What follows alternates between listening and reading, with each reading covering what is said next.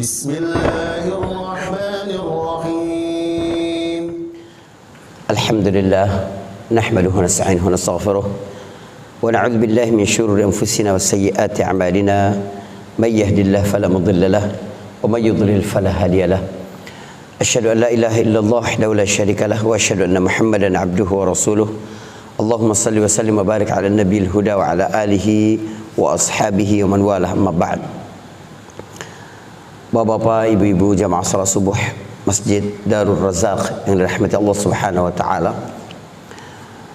Alhamdulillah, pagi hari ini Allah izinkan kita bersama-sama di dalam majelis yang penuh berkah ini.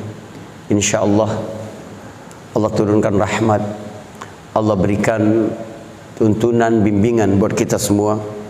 Semakin kita mengenal, semakin kita memahami ayat-ayat Allah Subhanahu wa taala yang tertulis di dalam mushaf ini, maka semakin bertambah kecintaan dan ketundukan kita kepada Allah Subhanahu wa taala. Hari ini insyaallah kita bersama satu surah pendek dan surah-surah yang biasa kita bacakan di dalam salat. Kalau kita memahami dengan baik, maka itu menambah kualitas kekhusyukan kita kepada Allah Subhanahu wa taala ketika salat.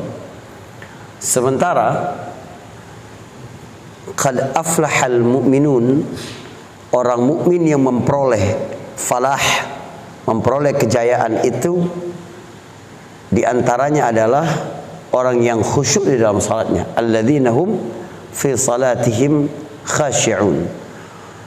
Di antara faktor paling penting dari kekhusyukan adalah kita memahami apa yang kita ucapkan. Maka penting bagi kita untuk terus belajar dan mengulang-ulang bacaan-bacaan salat kita itu, tadabbur dan kandungan-kandungan yang terdapat di dalamnya. Hari ini insyaallah kita bersama surat At-Tin. Allah Subhanahu wa taala berfirman, Bismillahirrahmanirrahim, Wat-tini waz-zaitun wa turi sinin wa hadzal baladil amin. Laqad khalaqnal insana fi ahsani taqwim thumma radadnahu asfala safilin illa alladhina amanu wa 'amilus salihati falahum ajrun ghairu mamnun. Fama yukadzibuka ba'du bid-din Alaihissallahu bi ahkamil hakimin. Di surah ini Allah Subhanahu wa taala bersumpah di ayat yang pertama demi buah tin dan buah zaitun. Tin dan zaitun adalah dua buah yang sudah ma'ruf. Dua buah-buahan yang sudah ma'ruf, sudah dikenal oleh manusia. Allah Subhanahu wa taala sebutkan buah-buahan ini menurut para ulama ada beberapa hikmah-hikmah penting dan ada beberapa maksud dari penyebutan at-tin dan az-zaitun. Yang pertama maksudnya adalah memang spesifik buah tin dan spesifik buah zaitun. Hari ini kita belajar bagaimana Al-Quran memiliki banyak kandungan makna yang dapat dipakai dan memperkaya kemanfaatan ketika kita memahami itu dalam bentuk yang berbeda-beda itu. Jadi dia bisa dipahami setiap pesona-pesona di dalam kandungan ayat dan kandungan makna dari ayat. Seperti yang disampaikan oleh Abdullah Darraz, seorang pakar Al-Quran dari Mesir. Quran itu seperti kristal. Kristal itu dilihat dari sudut yang berbeda, itu akan memancarkan keindahan yang berbeda. Dilihat dari cahaya warna yang berbeda akan melahirkan pesona yang berbeda. Artinya orang bisa melihatnya dengan latar belakang keahlian ilmu pertanian, ilmu gizi, ilmu geografi, ilmu sosial, ilmu macam-macam, lingkungan dan lain-lain sebagainya. Allah mengatakan demi buah tin dan buah zaitun, karena memang kedua buah ini memiliki keistimewaan, memiliki manfaat yang sangat besar. Tin, buah-buahan, kalau di kita ini mirip buah ara ya. Tapi kalau tin yang di Timur Tengah itu manis, tidak seperti buah ara yang ada di kita. Tapi dia mirip banget dengan buah ara itu, kalau antum tahu. Rasanya manis dan di dalamnya terdapat banyak biji-bijian. Biji-biji itu kalau disemai dapat tumbuh setiap bijinya itu satu pohon. Dari satu pohon itu, dari satu biji tadi lahir satu pohon. Dari satu pohon itu kemudian berbuah banyak tin. Dari setiap tin itu ada pula biji-biji yang banyak. Biji-biji itu kemudian disemai menjadi satu pohon lagi. Setiap bijinya adalah satu pohon. Pohon itu terus ya berulang seperti itu. Artinya Allah Subhanahu wa taala dari satu buah tin saja dapat mengekalkan kenikmatannya kepada manusia generasi demi generasi. Yang kedua adalah zaitun. Tin rasanya manis, zaitun rasanya pahit. Tapi manfaat zaitun sangat besar. Dia diperas menjadi minyak, dan minyak itu dapat digunakan untuk obat. Ketika Allah Subhanahu wa taala menyebutkan demi buah tin dan buah zaitun, Allah sampaikan macam-macam dan ragam kenikmatan yang Allah berikan kepada manusia. Dari segi rasa, ada yang Allah berikan rasa manis, ada yang Allah berikan rasa gurih ya, dari pahitnya itu. Itu jadi lalapan. Jadi lalapan bagi orang-orang Timur Tengah itu ya. Mungkin kita ini seperti goreng pete atau gitu-gitu ya. Pahit tapi enak gitu. Atau goreng jengkol yang suka jengkol. Nah ini buah tin, Allah buat ragam rasa dari makanan-makanan itu. Atau ragam manfaat. Manfaat tin dan manfaat zaitun yang berbeda. Yang satu instan untuk fresh, rasa segar. Yang satu lagi sebagai obat ya bagi jangka panjang manusia. Atau ragam proses. Tin dapat langsung dimakan, zaitun diproses dulu baru dapat dikonsumsi. Jadi Allah menyebutkan betapa beragamnya nikmat Allah Subhanahu wa taala yang ada di dunia ini. Mengapa kamu kurang bersyukur? Kira-kira begitu. Wattin wazaitun juga mengandung makna dua buah-buahan ini dapat tumbuh di kontur tanah yang sama, pada udara yang sama, disiram dengan air yang sama. Tapi Allah Subhanahu wa taala ketika menumbuhkan dua bibit itu, yang satunya manis, yang satunya pahit, tidak pernah tercampur rasa antara dua itu. Sama seperti orang-orang dulu ya, kalau di Sumatera itu nanam duren, pasti di kebun duren itu ada manggis. Sebab penangkal mabok duren itu adalah manggis. Dia hidup di tanah yang sama, disiram dengan air yang sama, tapi tumbuh dengan rasa yang berbeda. Itu bentuk kekayaan Allah Subhanahu wa taala. Apa guna Allah sampaikan ini? Allah tidak mau manusia menjadi seperti hewan yang makan rizki dari Allah Subhanahu wa taala tapi tidak memperhatikan bagaimana rizki itu datang. Allah tidak ingin kita masa bodoh dengan apa yang kita konsumsi, bahwa di antara yang membuat manusia itu sehat, kemudian dia dapat menggunakan kesehatannya itu untuk ibadah yang meninggikan derajatnya di sisi Allah Subhanahu wa taala. Nanti ayat berikutnya bicara tentang hal itu.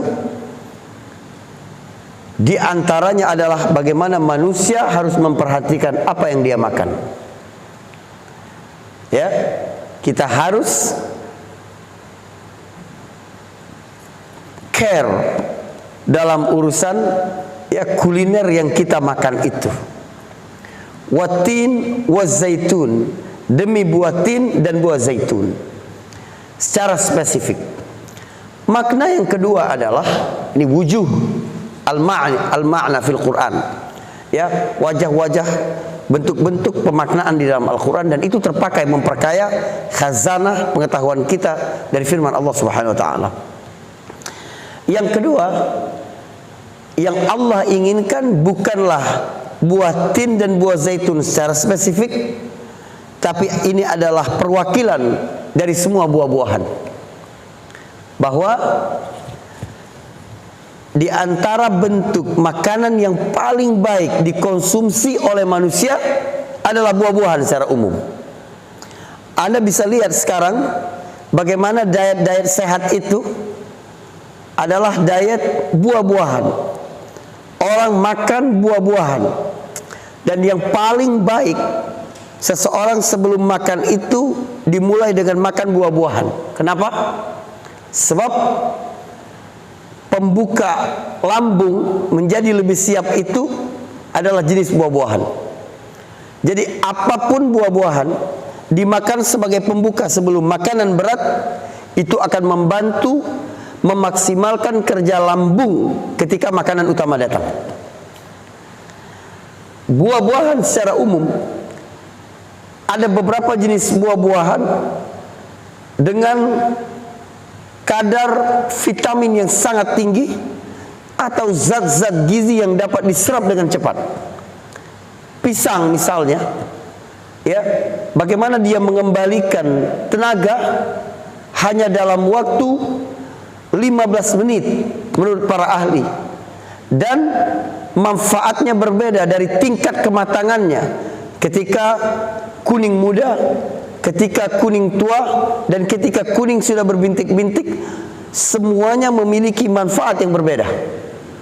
Atau kurma, kurma itu membutuhkan waktu hanya 20 menit untuk dapat menyatu dengan aliran darah. Jadi dia dapat langsung terserap. Maka Nabi SAW mengajarkan umatnya untuk membatalkan puasa setelah seharian tidak masuk asupan makanan di dalam tubuh kita ini dengan makan kurma. Makna pertama tadi buah tin dan buah zaitun secara spesifik. Makna yang kedua adalah buah-buahan secara umum. Atau ada makna yang ketiga. Apa itu?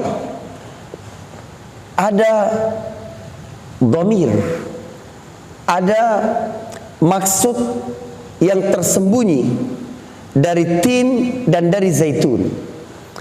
Yang Allah inginkan bukanlah buah tin dan buah zaitun, tapi yang Allah inginkan adalah tempat turunnya, tempat tumbuhnya buah tin dan buah zaitun. Sebab ayat kedua dan ketiga pada surah ini ternyata bicara tentang tempat. Maka jauh lompatannya kalau bicara tentang makanan, tiba-tiba bicara tentang tempat.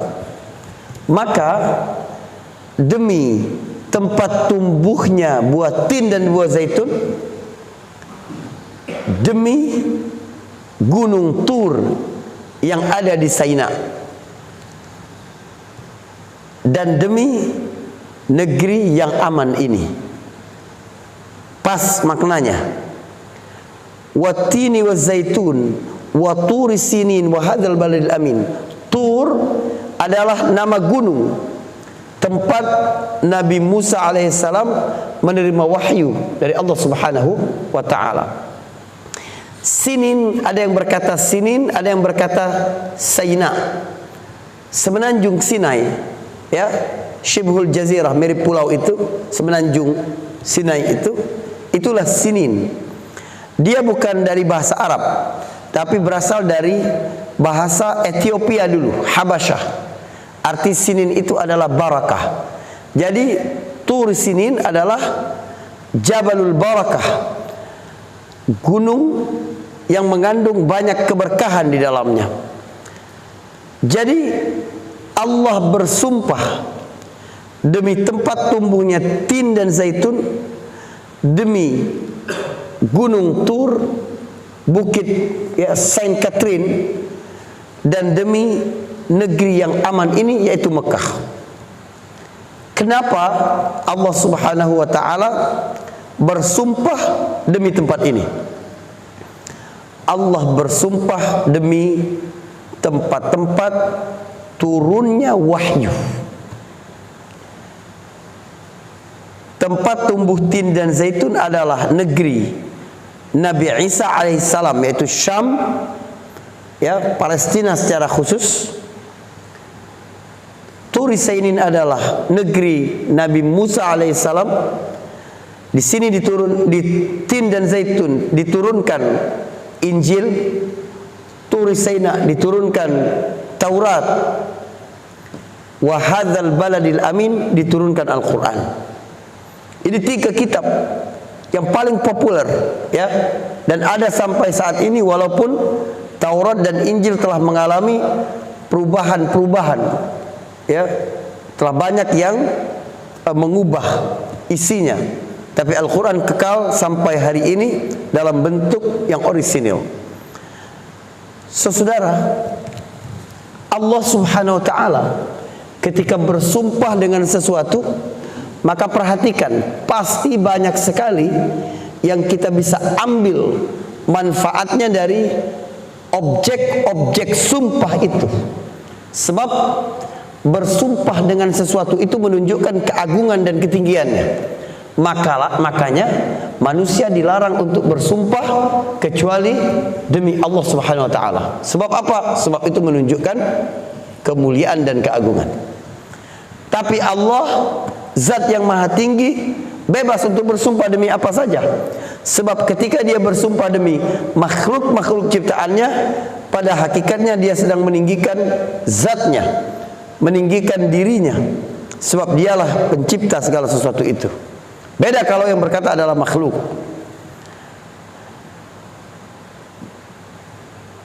Penting sekali untuk memperhatikan objek-objek sumpah yang disebutkan di dalam Al-Quran. Tetapi yang lebih penting adalah melihat isi dari sumpah. Karena orang ketika dia bersumpah, maka yang ditunggu adalah isi sumpahnya. Mohon maaf. Maka yang dilihat adalah isi sumpahnya itu apa. Tiba-tiba orang datang kepadamu berkata, demi Allah, pokoknya demi Allah. Kita pasti nanya, demi Allah apa? Iya kan? Isi sumpahnya lebih penting. Maka Allah Subhanahu wa taala sampaikan, laqad khalaqnal insana fi ahsani taqwim. Sungguh kami telah ciptakan manusia dalam sebaik-baik bentuk. Apa hubungan sumpah Allah Subhanahu wa taala pada ayat-ayat sebelumnya dengan isinya bahwa manusia diciptakan dalam sebaik-baik bentuk? Jika mengambil makna yang pertama dan kedua, maka manusia di antara yang mendukung kesempurnaan fisiknya adalah apa yang dia makan. Manusia mesti memperhatikan makanannya agar dia selalu sehat dalam kondisi yang paling baik, fi ahsani taqwim. Atau dia bermakna secara umum untuk menunjukkan jawab sumpah yang juga umum, bahwa seluruh manusia diciptakan oleh Allah Subhanahu wa taala dalam keadaan paling baik. Seluruh manusia itu dapat bermakna, al-insan di situ dapat bermakna seluruh manusia, dapat bermakna Nabi Adam alaihissalam. Bahwa sejak awal manusia memang diciptakan sempurna seperti yang ada sekarang. Ya, alladzi khalaqaka fasawwaka fa'adalak. Dalam satu qiraah fa'addalak. Alladzi khalaqaka fasawwaka fa'addalak. Artinya menyempurnakan. Allah sempurnakan penciptaanmu. Allah menciptakan kalian, Allah menyelesaikannya sampai selesai, sampai sempurna, dan Allah sempurnakan pula bentuknya. Alladzi khalaqaka fasawwaka fa'addalak. Ayat ini berarti bantahan terhadap teori Darwin yang menyebutkan manusia ini berasal dari monyet yang kemudian berkembang dan berkembang. Al-Quran bilang tidak, manusia diciptakan sejak awal sempurna seperti sekarang, seperti yang dia lihat pada hari ini. Laqad khalaqnal insana fi ahsani taqwim.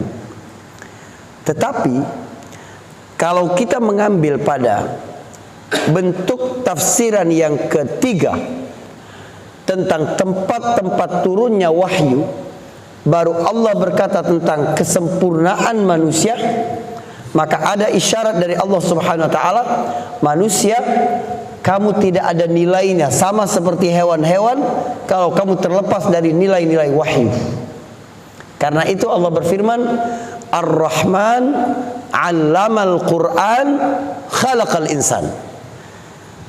Allah menyebutkan nikmat-nikmat besar di surat Ar-Rahman. Pertama kali Allah sampaikan adalah Allah mengajarkan manusia tentang wahyu. Allah mengajarkan manusia Al-Quran. Baru Allah sebutkan ni'matul ijad, nikmat penciptaan, khalaqal insan. Jadi tertib yang ada di surat Ar-Rahman itu bukan tertib zaman, bukan urutan waktu, bukan, tapi urutan prioritas. Nikmat Allah yang paling besar bagi seorang hamba bukan karena dia telah diciptakan, bukan, tapi karena dia telah diajarkan Al-Quran. Jadi keinginan, motivasi kita untuk terus mempelajari makna-makna dalam firman Allah sehingga kita memahami Al-Quran itu jauh lebih nikmat daripada Allah Subhanahu wa taala telah menciptakanmu. Wahyu adalah pelengkap kesempurnaan manusia. Artinya akal pikiran yang sehat, logika manusia, prediksi dan analisa pikiran tidak ada artinya jika terlepas dari wahyu. Kenapa? Sebab Allah adalah pemilik kehidupan. Kita percaya Allah Subhanahu wa taala ini sebagai Rabb, artinya kita percaya tiga faktor. Allah sang pencipta, Allah sang pengurus, dan Allah sang penguasa. Hidup kita ini berada di dalam kuasa Allah. Urusannya adalah urusan Allah karena kita diciptakan oleh Allah. Jadi dalam bahasa tauhidnya itu la khaliqa illallah wala mudabbira al-umur illallah wala malika illallah. Jadi banyak orang percaya dia diciptakan oleh Allah, tapi banyak orang yang tidak mau peduli atau mengingkari bahwa hidupnya itu diurus oleh Allah Subhanahu wa taala. Padahal Al-Qur'an berkata,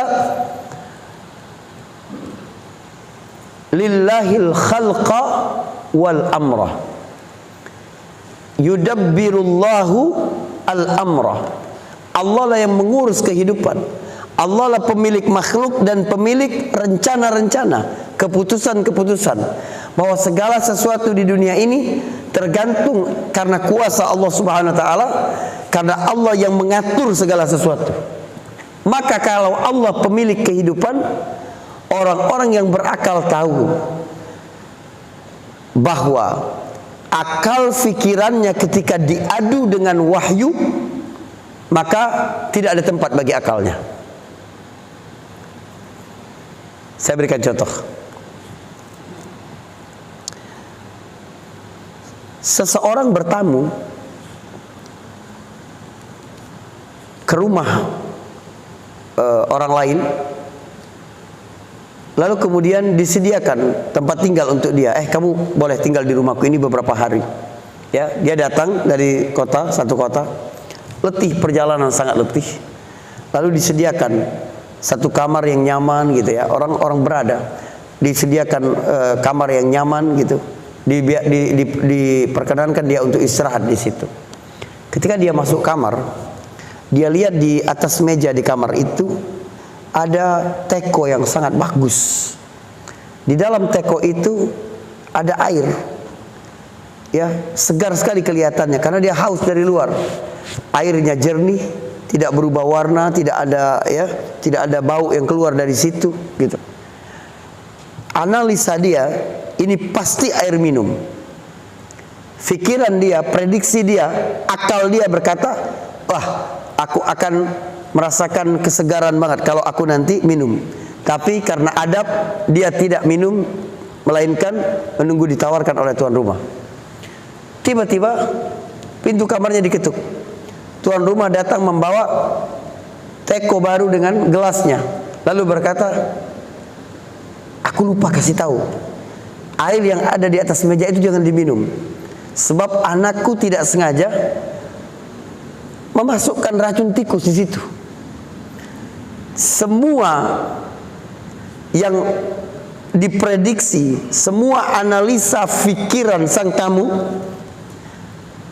akan batal karena dia sudah mendapat informasi dari pemilik rumah, atau dia tetap bertahan dengan logikanya bahwa air itu bagus untuk diminum. Kira-kira mana? Batal. Seluruh analisa prediksi dia tentang air yang ada di atas meja sebelumnya tidak bermakna apa-apa, sebab sudah ada keterangan yang jelas dari pemilik rumah. Begitulah Allah pemilik kehidupan, ketika memberitahu kita sesuatu yang menurut fikiran kita yang terbatas. Kenapa begini? Seperti bertentangan, seperti kok logik banget ada perintah dan ada larangan seperti ini.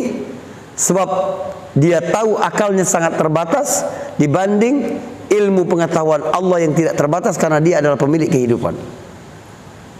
Manusia bisa tinggi kalau dia taat dengan wahyu dan meninggalkan analisa-analisa otak dan pikirannya kalau sudah berhadapan dengan wahyu. Laqad khalaqnal insana fi ahsani taqwim. Kesempurnaanmu tergantung penerimaanmu terhadap wahyu. Baik. Wa hadzal baladil amin. Demi negeri yang aman ini, amin di situ bisa bermakna kabar bahwa negeri Mekah ini, tempat Nabi SAW lahir, itu pasti aman. Selama bumi ini ada, maka negeri itu akan aman. Kabar dari Allah Subhanahu wa taala. Atau bisa juga amin di situ artinya adalah perintah. Kalau kamu berada di Mekah, maka kamu harus menjaga keamanan, bahkan hewan-hewan pun tidak boleh dibunuh. Ya, orang sedang ihram tidak boleh berburu, tidak boleh membunuh hewan, tidak boleh memetik tumbuhan. Jadi makhluk-makhluk yang berada di dalamnya akan merasa aman. Harus kamu jaga rasa aman di situ. Jadi bisa bermakna kabar, bisa bermakna perintah. Dua-duanya bisa digunakan. Sama seperti ketika Nabi berkata begini, Mina itu, ya, Mina, tempat mabit jamaah haji itu seperti rahim ibu. Mina itu seperti rahim ibu. Dulu para ulama memaknai itu sebagai bentuk keberkahan Mina. Semakin ramai orang-orang pergi haji, Mina itu tetap bisa menampung jamaah. Jadi dari yang haji cuma 10.000 orang, kemudian 20.000, 100.000, 200.000, 500.000, Mina tetap dapat menampung jamaah. Sebab seperti rahim ibu dapat tetap menampung. Walaupun semakin besar janin, rahim ibu masih muat. Kemukjizatan Mina, tanah Mina itu, keajaiban tanah Mina. Tapi beriring waktu, ternyata begitu jamaah haji sudah 2 juta, 2.500.000 sampai 4 juta termasuk yang ilegal, maka Mina nggak bisa nampung. Penuh sekali itu. Para ulama memahami hadis Nabi, Mina itu seperti rahim, artinya Mina itu bisa diperbesar seperti rahim ibu diperbesar oleh Allah Subhanahu wa taala. Maka dimulailah proyek perluasan Mina. Tidak apa-apa, masih masuk mabit. Walaupun bukan batas Mina di zaman Rasulullah, tapi dengan hadis itu berarti Mina bisa diperluas sebagaimana rahim dapat diperluas. Tempat jamaah haji Indonesia sekarang itu sudah jauh banget dari batas Mina awal. Ya, itu posisi di mana dulu Allah menghancurkan Raja Abraha dan pasukannya. Itu yang sekarang Mina, tempat jamaah Indonesia itu. Baik. Jadi dapat bermakna kabar dan dapat bermakna perintah. Laqad khalaqnal insana fi ahsani taqwim. Insan di situ bisa bermakna Nabi Adam secara khusus, bisa bermakna seluruh manusia. Kalau bermakna Adam secara khusus, dia membantah ya perkataan orang-orang kafir bahwa manusia ini asalnya monyet berkembang menjadi manusia. Tidak. Manusia memang diciptakan sejak awal sudah sempurna seperti sekarang. Jika maksudnya seluruh manusia, maka artinya adalah kamu mesti melihat ke dalam dirimu.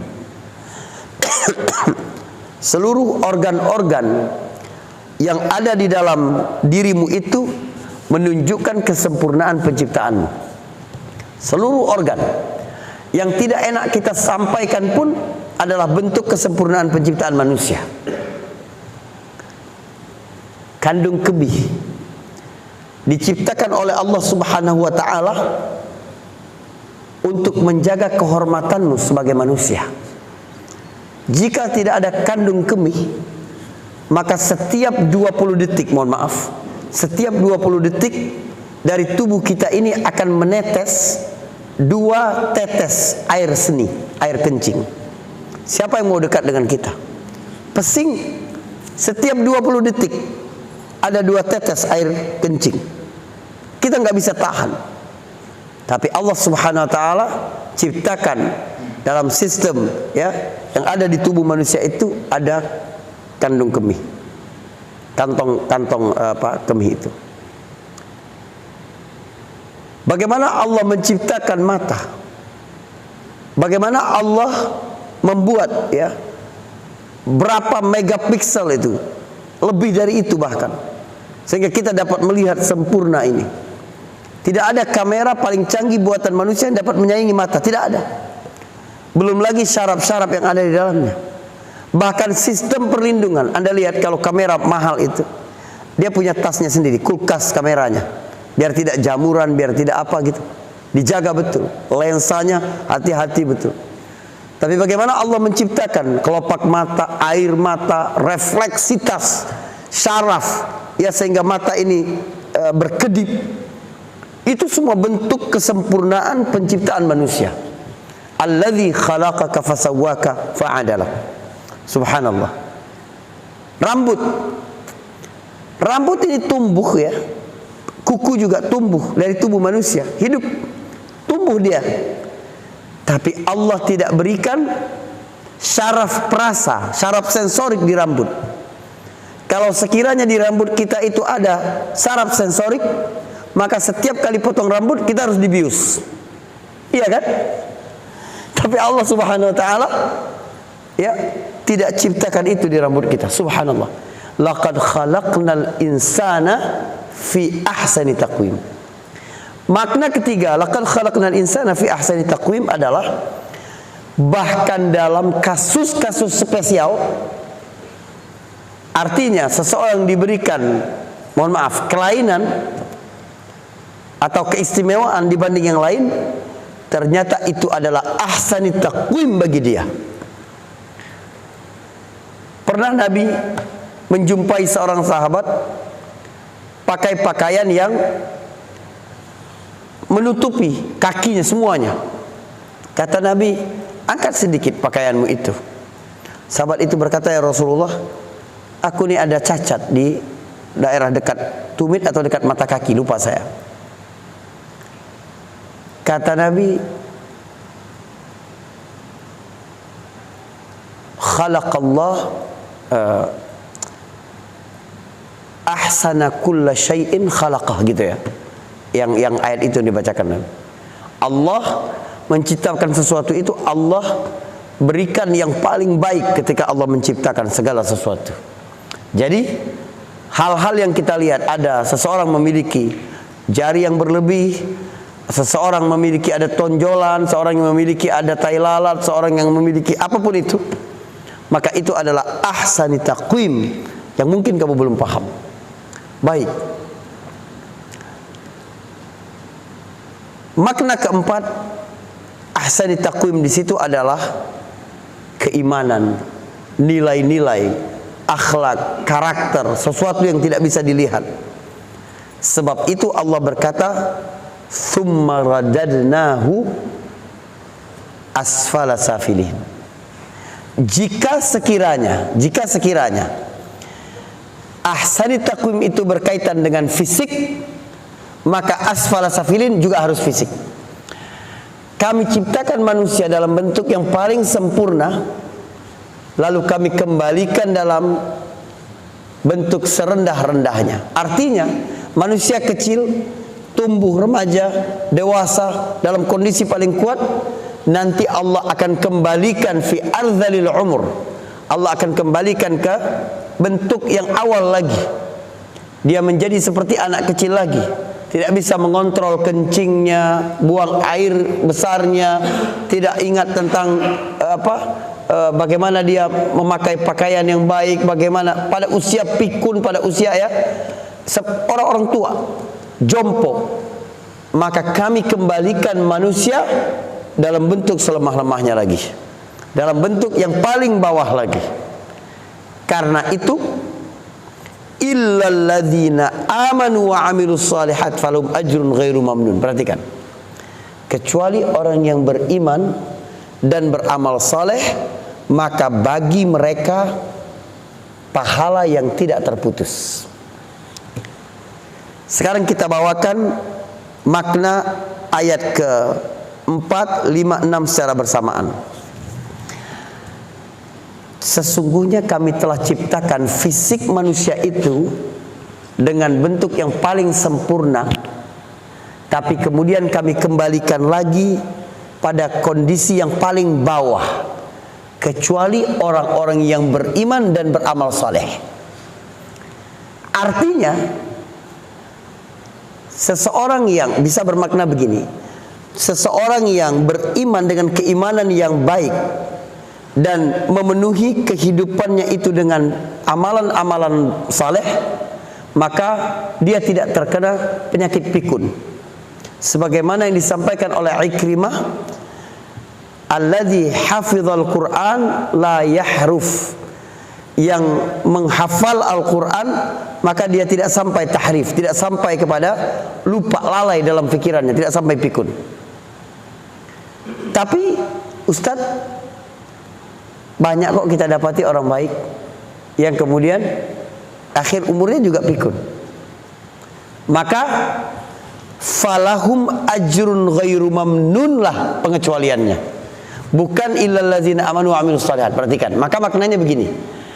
Kami ciptakan fisik manusia itu dalam bentuk yang paling sempurna, tapi kemudian kami kembalikan ya dia dalam bentuk yang paling rendah, kecuali kalau dia beriman dan beramal soleh, kepikunannya itu, kondisinya yang lemah itu adalah sarana dia memperoleh balasan yang tidak terputus. Tapi kalau tidak beriman dan tidak beramal soleh, maka sia-sialah ujian ketika dia mengalami kesulitan di masa tuanya itu. Manusia, kami ciptakan engkau fisikmu dalam kondisi paling baik, tapi nanti kamu akan lemah. Namun kalau kamu beriman kepada Allah dan beramal soleh, lemahmu itu, kondisimu nanti di akhir usiamu itu adalah sebab engkau memperoleh ajrun ghairu mamnun, pahala yang tidak terputus itu. Subhanallah. Ini penggalan-penggalan kalimat dalam Quran. Kalau berhenti di sini, kalau diteruskan, kalau dia memiliki makna yang berbeda-beda semua. Atau makna yang paling masyhur adalah manusia itu adalah makhluk yang paling sempurna dibanding makhluk lain. Itu makna ahsan min ayyi makhluqin siwal insan. Manusia adalah makhluk yang paling sempurna selain manusia yang lain. Pada masa Khalifah Abi Ja'far Al-Mansur, ada seorang bernama Isa bin Musa Al-Qurashi Al-Abbasi. Itu berkata kepada istrinya, anti taliq in lam takun ajmal atau in lam takun ahsana minal qamar. Engkau kuceraikan jika tidak lebih indah daripada bulan. Dulu orang belum sampai ke bulan ya, belum tahu gimana permukaan bulan yang lobang-lobang itu. Seluruh syair-syair itu menggambarkan kecantikan perempuan yang sempurna itu adalah bulan. Jadi kalau istrinya tidak berhias sehingga lebih cantik daripada bulan, engkau diceraikan. Waktu dia berkata anti taliq illam takun ahsan minal qamar, engkau kuceraikan kalau tidak lebih indah daripada bulan, istrinya berkata, kalau begitu kita sudah cerai, sebab aku tidak seindah bulan. Maka dia mengadu kepada khalifah. Kata Khalifah Abi Ja'far Al-Mansur, iya, sepertinya benar istrimu, sebab simbol kesempurnaan kecantikan perempuan adalah bulan. Maka Abi Ja'far Al-Mansur dia sangat murung dengan kata-katanya itu ya. Makanya kalau mau menceraikan istri harus hati-hati banget ya. Dipanggillah beberapa ahli ilmu, diminta pendapat mereka tentang itu. Semua yang hadir kecuali ada seseorang berkata istrinya benar, jatuh talak. Khalifah melihat kepada yang terakhir, kenapa kamu hanya diam? Ada sesuatu yang ingin disampaikan? Alim ini berkata, aku tidak sepakat dengan yang disampaikan semua, sebab istrinya lebih baik daripada bulan berdasarkan firman Allah, laqad khalaqnal insana fi ahsani taqwim. Kata Khalifah, ini pendapat yang paling menenangkan, paling bisa diterima. Maka akhirnya dia berkata kepada Isa bin Musa, kamu kembali kepada istrimu dan hati-hati dalam berbicara. Dia bilang begitu ya, jangan sembarangan ngomong, apalagi masalah cerai. Tsumma radadnahu asfala safilin. Manusia bisa berada di tempat yang paling tinggi dibanding makhluk manapun, termasuk malaikat. Termasuk malaikat. Sebab ada ujian bagi diri manusia ketika dia diberikan akal dan dia juga diberikan hawa nafsu. Maka ketika akalnya dapat menundukkan hawa nafsunya, ya, apa kata Ali bin Abi Thalib? Manusia itu terdiri dari akal dan hawa nafsu. malaikat hanya akal, hewan hanya nafsu. Kalau manusia akalnya mengalahkan nafsunya, dia lebih tinggi daripada malaikat. Tapi kalau nafsunya mengalahkan akalnya, maka dia lebih rendah daripada hewan. Jadi Allah menciptakan manusia dengan ujian-ujian, hasrat-hasrat, keinginan di dalam dirinya. Justru keinginan di dalam dirinya itu adalah pengantar dia bisa menjadi lebih tinggi di sisi Allah Subhanahu wa taala dibanding makhluk manapun. Sebab laqad khalaqnal insana fi ahsani taqwim. Setelah nikmat yang besar itu, Allah berkata, fama yukadzibuka ba'du biddin. Fama yukadzibuka ba'du biddin. Mengapa lagi? Ya, kalau sudah kita tahu nikmat pemberian Allah yang besar tadi, wattin wazaitun waturi sinin wa hadzal baladil amin, laqad khalaq insana fi ahsani taqwim. Kalau sudah itu, kenapa kalian masih mendustakan? Mengapa mereka masih mendustakan engkau ya Muhammad? Mengapa mereka masih mendustakan informasi wahyu tentang hari kiamat? Ad-din di situ adalah hari kiamat. Mengapa mereka masih tidak beriman kepada Allah dan kepada Rasulnya? Alaihissallahu bi ahkamil hakimin.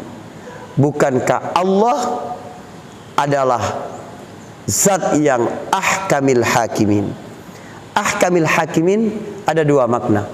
Makna pertama adalah a'dalil adilin, yang paling adil dibanding yang lain.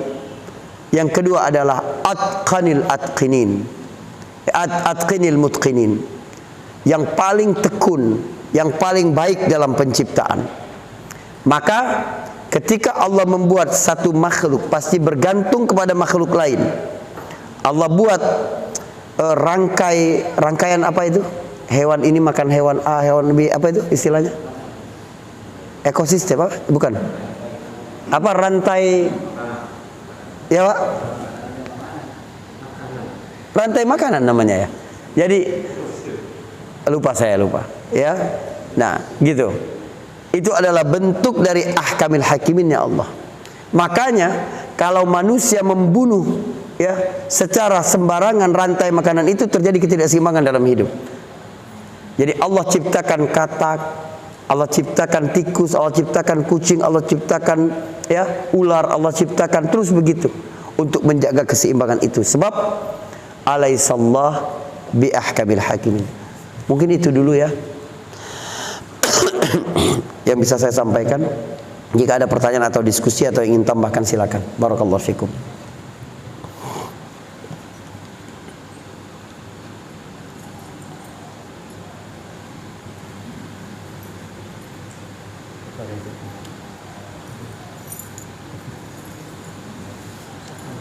Silakan, bismillah.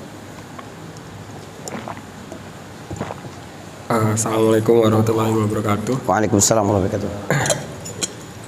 Saya mau tanya aja Ustadz, kalau dulu di zaman SMP itu kan ada sejarah tentang manusia, jadi kayak Pithecanthropus erectus, Homo wajackensis dan sebagainya.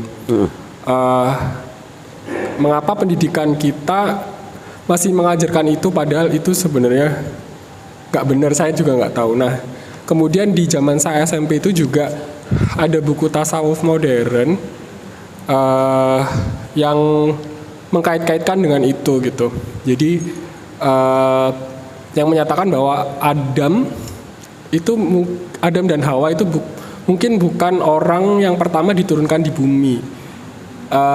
Justru di kesimpulan buku itu Adam atau Hawa kemungkinan dilahirkan dari manusia kayak Pithecanthropus erectus itu kayak gitu loh. Jadi itu gimana ya Ustadz? Soalnya justru di buku tasawuf modern itu dia mengambil ayat Al-Quran yang tentang malaikat yang bertanya kepada Allah, mengapa engkau menurunkan lagi makhluk yang melakukan kerusakan di muka bumi, seperti itu sih. Gimana? Ya, saya baca itu juga, gitu ya.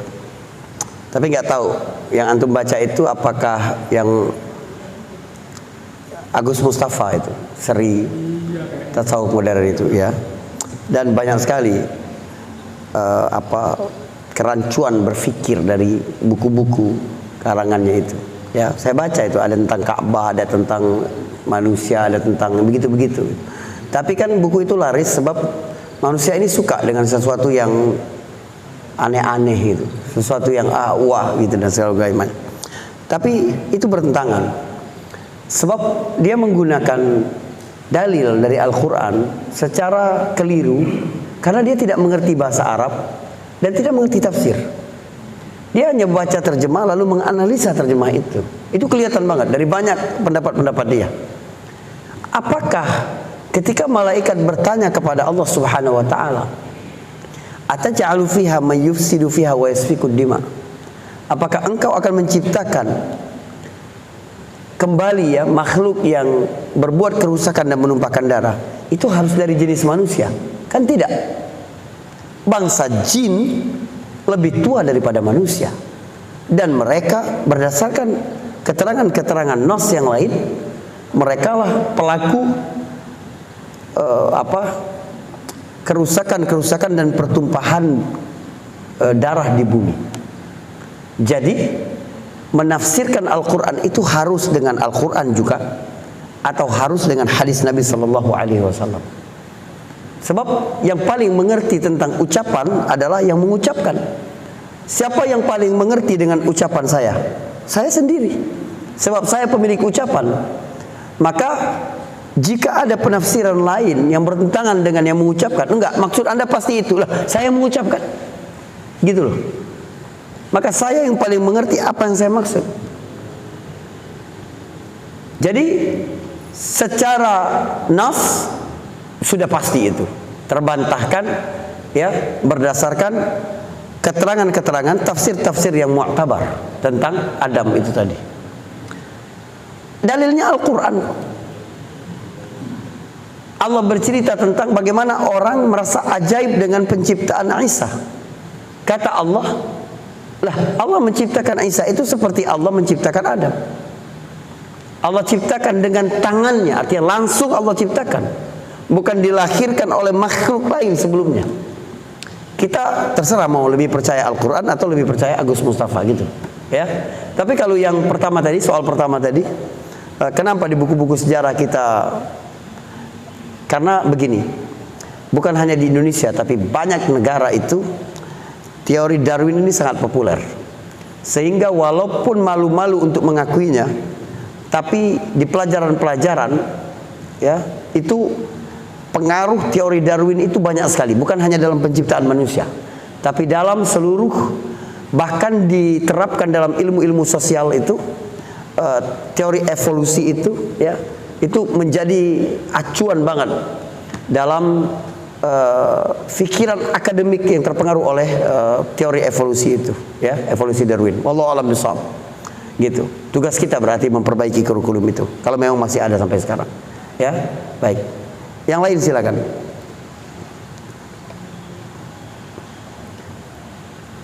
Jika tidak ada kita tutup ya, insyaallah. Barakallahu fikum, subhanakallahumma bihamdik, asyhadu an la ilaha illa anta astaghfiruka wa atubu ilaik. Assalamualaikum warahmatullahi wabarakatuh.